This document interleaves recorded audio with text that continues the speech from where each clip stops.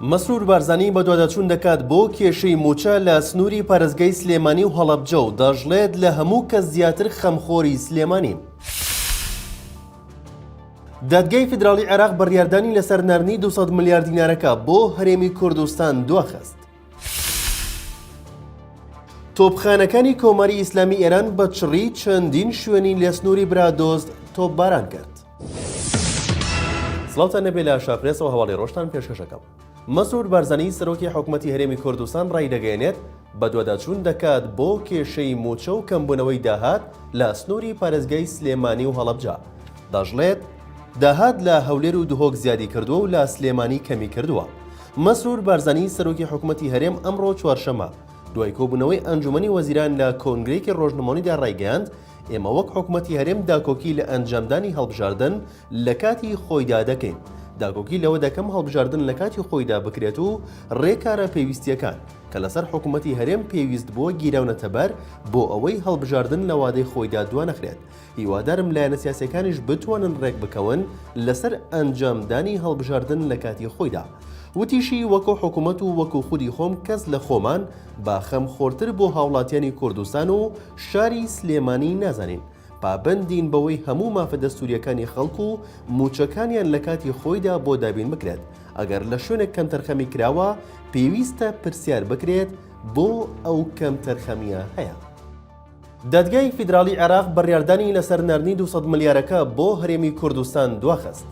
بڕیار بوو ئەمڕۆ چوارشەمە دادگای فیدراڵی عێراق لەسەر سکاڵای پارێزەرێک لەبارەی ناردنی 200 ملیار دینارەکەی بەغدا بۆ هەرێم کۆبێتەوە و بڕیار لەبارەی دەستوری بوون یان دەستوری نەبوونی بدات.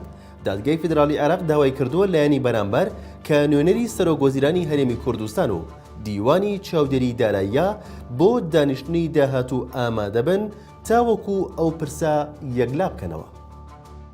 بە سەرپەرشتی محەممەد حەلبوسی سەرۆکی پەرلەمان کۆبوونەوەی پەرلەمانی عێراق ئەنجامدرا و خوێنەوەی یەکەم بۆ پرۆژە یاسایە کرا و ڕێکەوتنیش لە پێکهێنانی لیژنە پەرلەمانیەکان کرا. لە ڕاگەندراوێکدا پەرلەمانی عێراق بڵاوی کردوتەوە لە دانیشتنی ئەمڕۆی ئەنجومەنی نوێنەراندا خوێندنەوەی یەکەم بۆ پرۆژە یاسای بە تاوان ناساندنی ئاساییکردنەوەی پەیوەندیەکان لەگەڵ ئیسرائیل کۆتایی هات. پێشتر پرۆژەکە لەلایەن موقتدا سەدر سەرۆکی ڕەوتی سەدرەوە پێشنیار کرا و داوای کرد لە پەرلەمانی عێراق دەنگی لەسەر بدرێت. لەلایەکی ترەوە ئەندامانی پەرلەمانی عێراق گفتوگۆیان کرد لەبارەی پێکهێنانی لیژنە پەرلەمانیەکانەوە. تۆپخانەکانی کۆماری ئیسلامی ئێران بە چڕی چەندین شوێنیان لە سنووری برادۆست تۆپباران کرد. بەیانێری شارپرێز لە ناوچەی برادۆست ئەوەی ئاشکرا کرد بەیانی ئەمڕۆ تۆپخانەکانی وڵاتی ئێران زۆر بە چڕی کوێستانی بربزینی لە سنووری برادۆست تۆپباران کردووە. هاوکات بەڕێوەبەری ناحەیسیدەکان بە شارپرێسی ڕاگەاند بەهۆی تۆپبارانەکە لە گوندی ڕەشکین تاقیکردنەوەی قوتابیان وەستا و دوای ئاسایی بوونەوەی بەردووخەکە تاقیکردنەوەکان ئەنجام دەدرێن. با بیانووی هەبوونی بنکە و بارگاکانی حیزبەکانی ڕۆژهەڵاتی کوردستان کۆماری ئیسلامی ئێران ناوچە سنوورەکانی هەرێمی کوردستان بردومان و تۆپباران دەکات و بە هەمان شێوە تورکیاش بە بەردەوامی بردومانی سنوورەکان دەکات.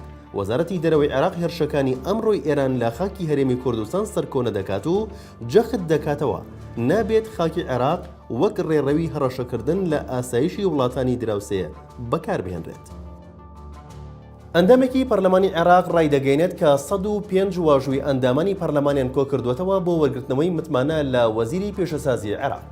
ئەحمەد جبوری ئەندامی پەرلەمانی عێراق لە هەژماری خۆی لە تویتەر ئاشکرای کردووە زیاتر لە 105 واژووی پەرلەمانتەران کۆکراوەتەوە بۆ لە کارخستنی منهل خەباز وەزیری پێشەسازی لە پۆستەکەی بەهۆی ئاشکرابوونی کۆمەڵێک دۆسیەی گەندەڵی لەسەری.